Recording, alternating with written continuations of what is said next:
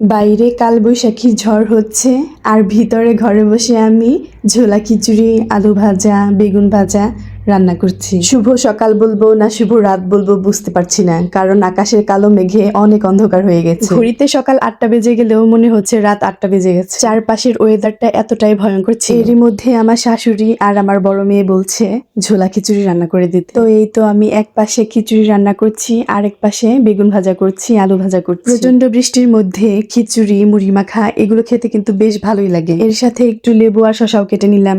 খিচুড়ির সাথে খাবারের জন্য সবই ছিল, আলু ভাজা, বেগুন ভাজা, লেবু, শসা, কিন্তু একটা জিনিস আমি খুব মিস করছিলাম, আর সেটা হচ্ছে আমের আচার। আমের আচারটা এখনো আমার তৈরি করা হয়নি, কিন্তু খুব তাড়াতাড়ি আমি আমের আচারটা করে ফেলবো। আমের আচার দিয়ে খিচুড়ি খাওয়া এটা আমি আমার শাশুড়ি থেকে শিখেছি, আমার কাছে তো বেশ মজাই লাগে। সো ফাইনালি আমার খিচুড়ি রান্না ডান, এবার আমি খাবার খাচ্ছি। তো যাই হোক বন্ধুরা, সবাই ভালো থাকো, সুস্থ থাকো, সবার জন্য রইল অনেক অনেক শুভকামনা।